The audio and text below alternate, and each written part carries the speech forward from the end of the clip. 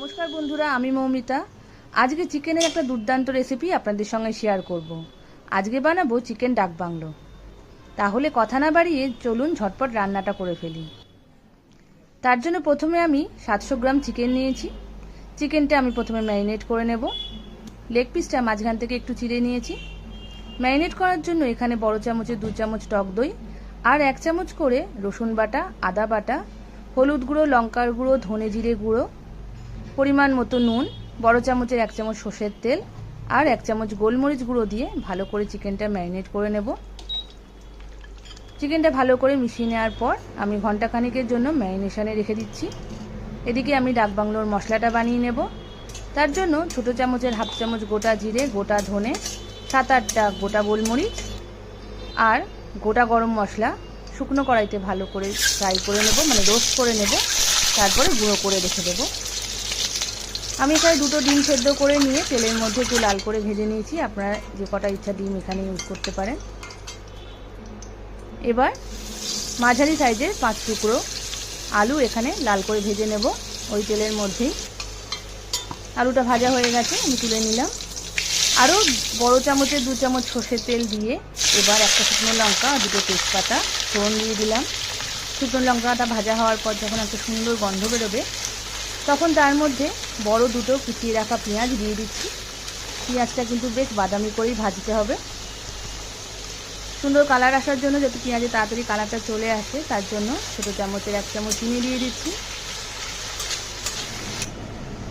পেঁয়াজটা যখন একটু নরম হয়ে আসবে তখন তার মধ্যে 1 চামচ আদা বাটা আর 1 চামচ রসুন বাটা দিয়ে দেবো। পেঁয়াজটা ভালো করে ফ্রাই হয়ে গেছে, একদম বাদামি কালার হয়ে গেছে। এবার এর মধ্যে বড় একটা টমেটো কুচি করে রেখেছি, সেটা দিয়ে দিচ্ছি। টমেটোটা ততক্ষণ ফ্রাই করবো যতক্ষণ না একটু গলে যায়।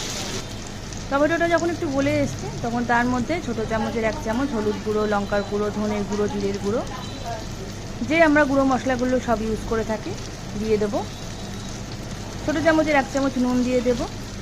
এবার মশলাটাকে কিন্তু খুব ভালো করে কষাতে হবে। মশলা যত ভালো করে কষানো হয় গ্রেভির টেস্ট কিন্তু ততই ভালো হয়। সামান্য জল দিয়ে দিচ্ছি কষানোর সময়। আমি কিন্তু রান্নাটা লো টু মিডিয়াম ফ্লেমেই করছি। সুন্দর কালার আসার জন্য গ্রেভির এখানে বড় চামচের 1 চামচ কাশ্মীরি লঙ্কার গুঁড়ো দিয়ে দিলাম। এবার মশলাটা ততক্ষণ কষাবো যতক্ষণ ওপর থেকে তেলটা ভেসে ওঠে। মশলা কষানো হয়ে গেছে। এবার চিকেন পিসগুলো আমি এর মধ্যে দিয়ে দিয়েছি, যে চিকেনের পিসগুলো ম্যারিনেট করে রেখেছিলাম। 5 মিনিট মতো সমস্ত কিছু চিকেন সমেত, মশলা সমেত ভালো করে কষিয়ে নেব। আপনারা চাইলে একটু ঢাকা দিয়ে দিয়েও কষিয়ে নিতে পারেন, তাতে কষানোটা কিন্তু বেশ ভালো হয়। 5 মিনিট কষিয়ে নেওয়ার পর দেখুন চিকেন থেকে কিন্তু একটু একটু জল বেরিয়ে এসছে। এই সময় আমি আলুগুলো দিয়ে দিচ্ছি। চিকেনের সঙ্গে আলুটাও ভালো করে সেদ্ধ হবে। মিনিট খানিক আলুটাও ভালো করে চিকেনের সঙ্গে কষিয়ে নিতে হবে। এরপর আমি এর মধ্যে পরিমাণ মতো জল দিয়ে দেবো। আমি এখানে গরম জল দিচ্ছি। আপনারা যেরকম গ্রেভি রাখতে চান সেই অনুপাতে জল দিয়ে দেবেন। এবার 7 থেকে 8 মিনিটের জন্য ঢাকা দিয়ে দেব মিডিয়াম ফ্লেমে, চিকেনটা আর আলুটা সেদ্ধ হওয়ার জন্য।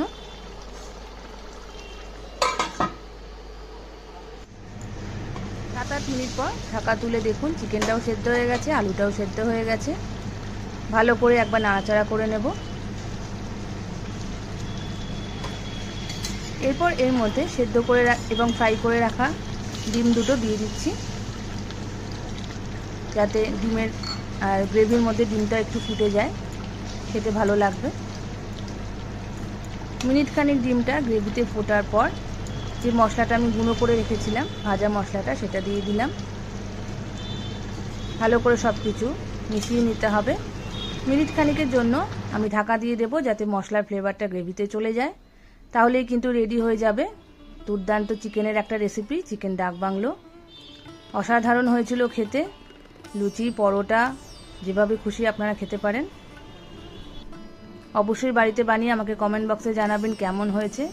আমার রান্না যদি আপনাদের ভালো লাগে তাহলে অবশ্যই আমার চ্যানেলটাকে লাইক, শেয়ার এবং সাবস্ক্রাইব করবেন। বেল আইকন ক্লিক করতে একদম ভুলবেন না। আজকের মতো এই অবধি, আসবো অন্য কোনো রান্না নিয়ে। ততদিনের জন্য নমস্কার।